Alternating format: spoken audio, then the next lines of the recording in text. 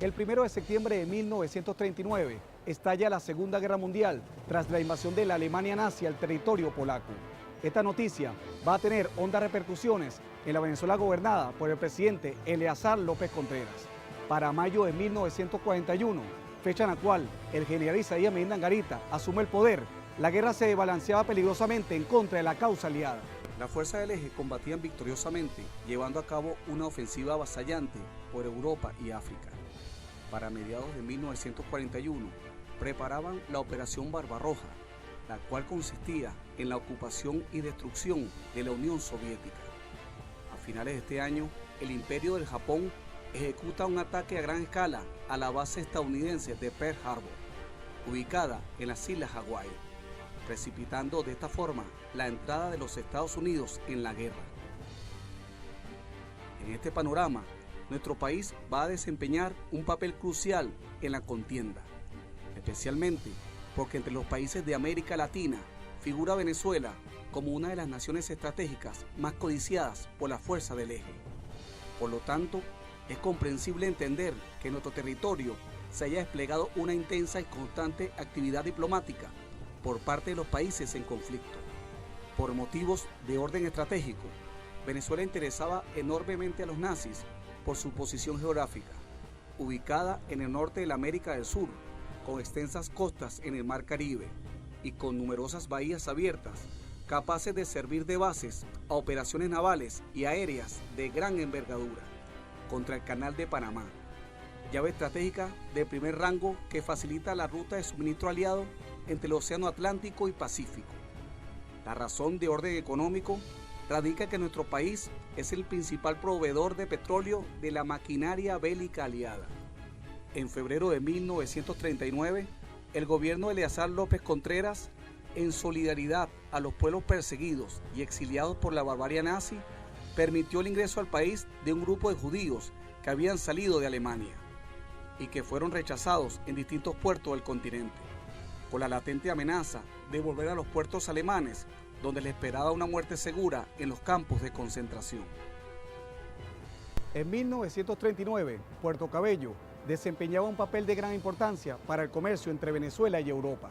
Al estallar la Segunda Guerra Mundial, los países mercantes pertenecientes a las naciones del eje, que realizaban actividades comerciales en el Caribe, se encontraron acosados por los barcos ingleses y franceses. A estas embarcaciones les resultaba imposible regresar a sus países de origen.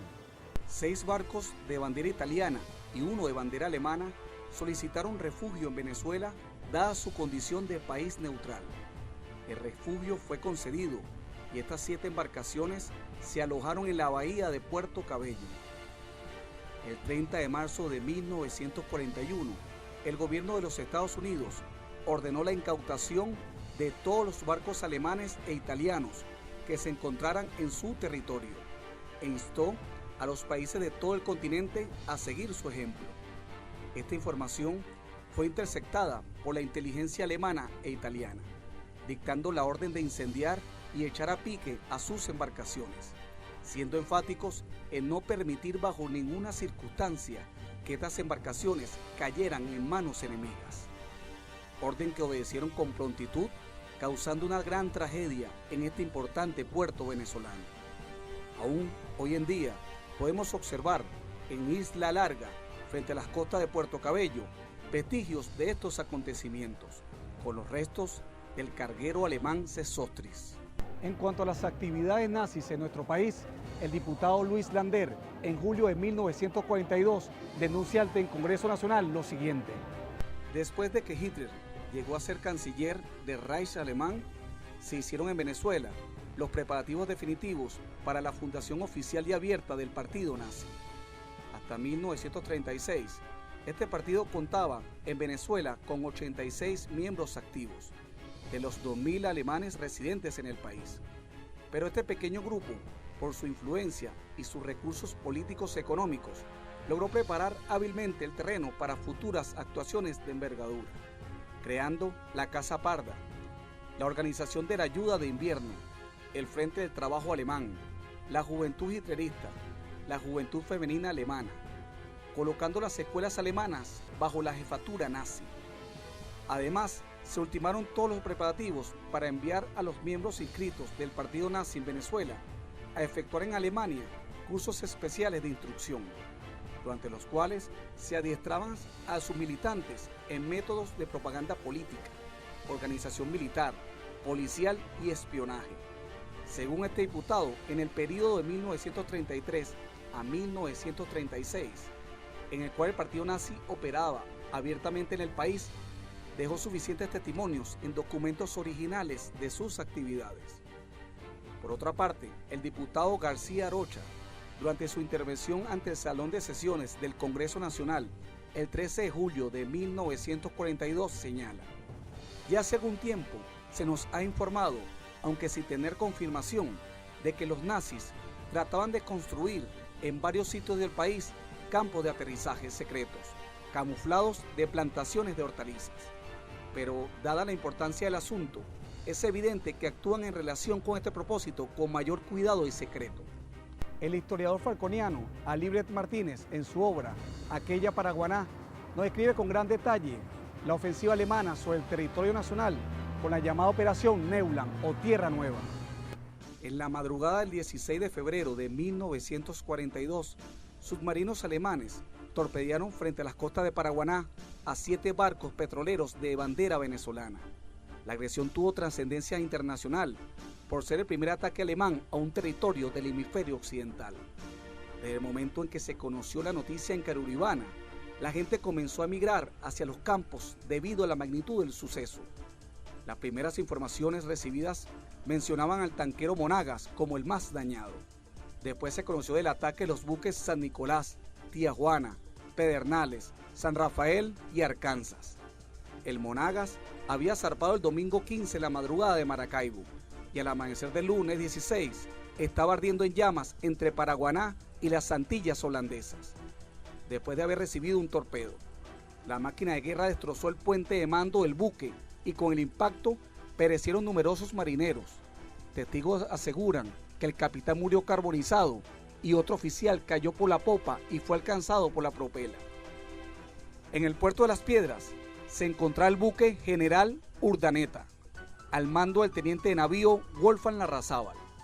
Al enterarse del ataque, zarpó rumbo a Curazao, rescatando numerosos sobrevivientes del ataque alemán. En vista de la peligrosa situación, la Unión de Marineros Petroleros y Mercantes de Venezuela ordenó el fondeo en Maracaibo de los buques Salina, Urdaneta, Aragua, Zapara y otros. Después del ataque, 4 bombarderos persiguieron a los submarinos, lanzando varias cargas de profundidad para su eventual destrucción. Este ataque certero y traidor a nuestra patria produjo una enérgica protesta por parte del gobierno del presidente Isaías Medina Angarita. El 24 de febrero de 1942, el ministro de Relaciones Exteriores de Venezuela, Caraciolo Parra Pérez, envió una nota condenatoria al encargado de negocios de nuestro país en Berna, con el propósito de que el gobierno suizo formulara la queja ante la Alemania nazi por la muerte de estos venezolanos. Entre 1942 y 1944 fueron hundidos en el Mar Caribe 400 buques aliados, de los cuales 69 fueron atacados en aguas venezolanas. El alto mando alemán desplegó para esta operación 96 submarinos, de los cuales 8 oficialmente fueron hundidos, varios de ellos en nuestras aguas territoriales. Los acontecimientos vividos durante la Segunda Guerra Mundial en nuestro país es quizás uno de los capítulos más desconocidos por los venezolanos.